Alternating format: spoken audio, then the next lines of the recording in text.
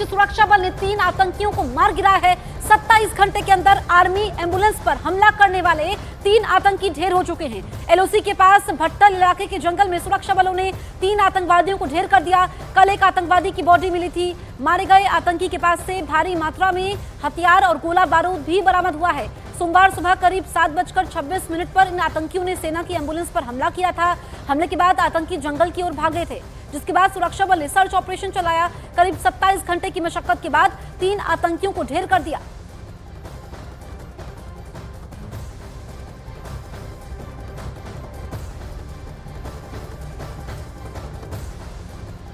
तो अखनूर में सेना का ऑपरेशन जारी है।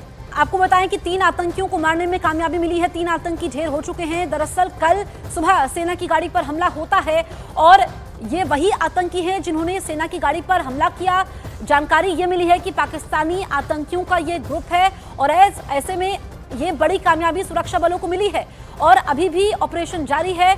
यहाँ पर सर्च ऑपरेशन चल रहा है। मारे गए आतंकी के पास से हथियार, गोला बारूद मिले हुए हैं। सेना के साथ साथ एनएसजी कमांडो ने भी मोर्चा संभाला हुआ है। ये अखनूर इलाका जो कि सुरक्षा के लिहाज से बेहद संवेदनशील है। 5 तस्वीरें आपके सामने हैं। आतंकियों से मुठभेड़ जारी है। 3 आतंकी ढेर हो चुके हैं। बख्तरबंद गाड़ियां वहां पर तैनात कर दी गई है। एनएसजी ने भी मोर्चा संभाला हुआ है। नेशनल सिक्योरिटी गार्ड ने वहां पर मोर्चा संभाला हुआ है। कल सुबह सेना की गाड़ी पर हमला होता है और आप ये समझिए कि अगले दिन यानी कि 27 घंटे के अंदर यहाँ पर बदला ले लिया जाता है। तो कल मुठभेड़ होती है। अभी सर्च ऑपरेशन चल रहा है, यानी कि सर्च ऑपरेशन कल से अभी तक जारी है। हमने देखा कि जो मुठभेड़ आतंकियों से होती है इसमें 3 आतंकी ढेर हो जाते हैं। तो यहाँ पर अखनूर में बड़ी जानकारी आप तक पहुंचा दें कि सुरक्षा बलों को बड़ी कामयाबी मिली है। 3 आतंकी मारे गए हैं। ये वही आतंकी हैं जिन्होंने सेना की गाड़ी पर कल सुबह यानी कि सोमवार की सुबह हमला किया था। इस बीच अखनूर में चल रही मुठभेड़ में सेना का एक खोजी डॉग फैंटम आतंकवादियों से लोहा लेते हुए शहीद हो गया। आतंकियों ने सोमवार को सेना की गाड़ी पर हमला किया था, जिसके बाद सेना ने जवाबी कार्रवाई शुरू कर दी और मुठभेड़ में सेना के खोजी डॉग फैंटम को गोलियां लग गई और वो शहीद हो गया। फैंटम का जन्म 25 मई 2020 को हुआ। उसे 12 अगस्त 2022 को आर्मी में पोस्ट किया गया था। इस तरह उसकी उम्र 4 साल थी।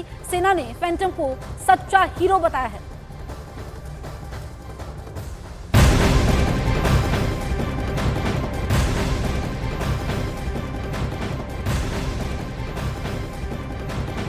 जम्मू कश्मीर के अखनूर में भारतीय सेना का ऑपरेशन जारी है। सेना के इस ऑपरेशन में कोई चूक न रहे, इसके लिए एनकाउंटर वाली जगह BMP-2 बख्तरबंद गाड़ियों को भी तैनात किया गया है। 30 mm वाली मशीन गन से लैस BMP-2 बख्तरबंद गाड़ियों को जंगल में छिपे आतंकियों के खात्मे के लिए भेजा गया है। इस बख्तरबंद गाड़ियों का वजन इतना कम होता है कि पहाड़ी क्षेत्रों में ले जाना आसान होता है।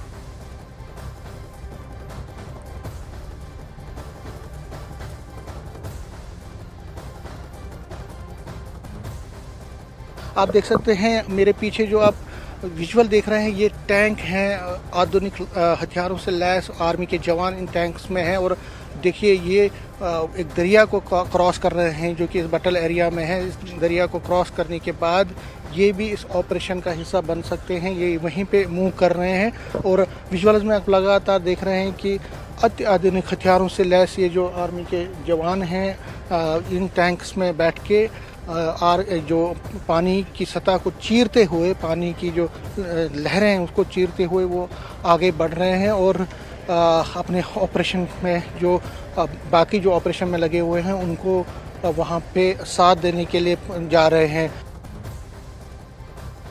तो 10 दिन में 5 आतंकी हमले। 28 अक्टूबर अखनूर में सेना की गाड़ी पर हमला होता है।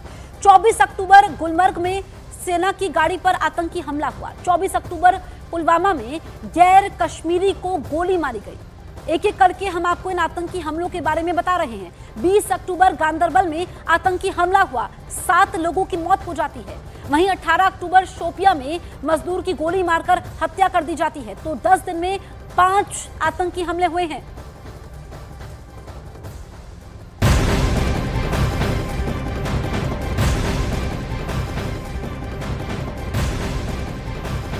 अखनूर में आतंकी हमले के बीच जम्मू कश्मीर के उपराज्यपाल मनोज सिन्हा ने हाई लेवल मीटिंग की है, जिसमें जम्मू कश्मीर पुलिस के वरिष्ठ अधिकारी, सभी जिलों के डीसी, एसएसपी मौजूद रहे। इस बैठक में राज्यों में सुरक्षा व्यवस्था की समीक्षा की गई। बड़ी जानकारी आप तक पहुंचा रहे हैं। अखनूर में आतंकी हमले के बीच जम्मू कश्मीर के उपराज्यपाल मनोज सिन्हा ने हाई लेवल मीटिंग की है और इस मीटिंग में पुलिस के वरिष्ठ अधिकारी मौजूद रहे, एसएसपी मौजूद रहे। बैठक में राज्यों में सुरक्षा व्यवस्था की समीक्षा की गई है।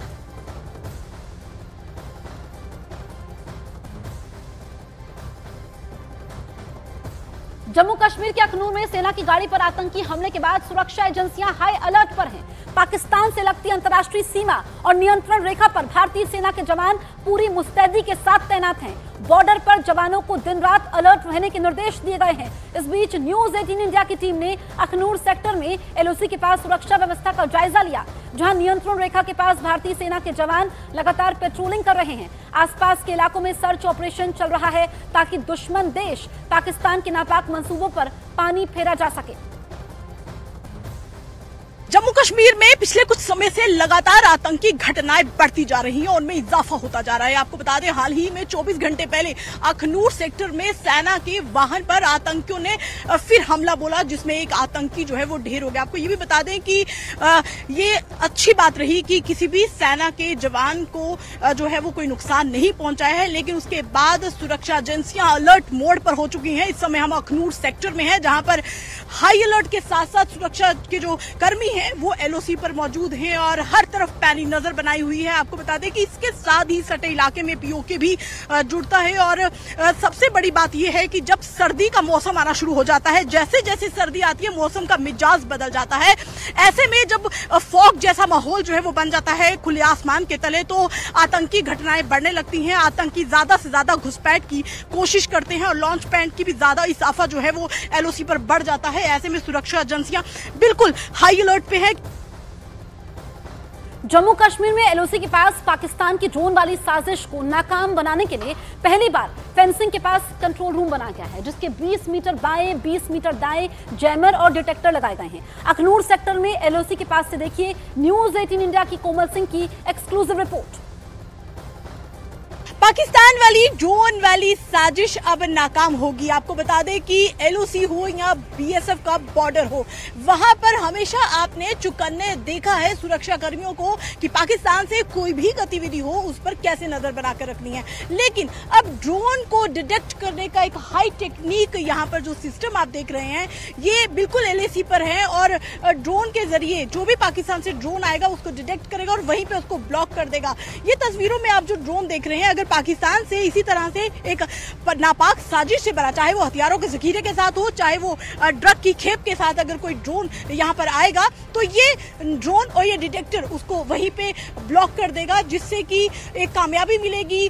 कोई भी किसी भी तरह की जो गतिविधि है उसको अंजाम नहीं मिलेगा। आपको बता दें कि ये एक हाई टेक्निक डिटेक्टर है और यहाँ पर कंट्रोल रूम भी इसी एलएसी पे, आप जिस तरीके से मेरे को चलते देख रहे हैं, ये जवान यहाँ पर मुस्तैद यहाँ पर ड्यूटी दे रहे हैं और यहाँ पर ही हम बिल्कुल एलएसी के टॉप पे खड़े हुए हैं और यहाँ पर ही ये कंट्रोल रूम है।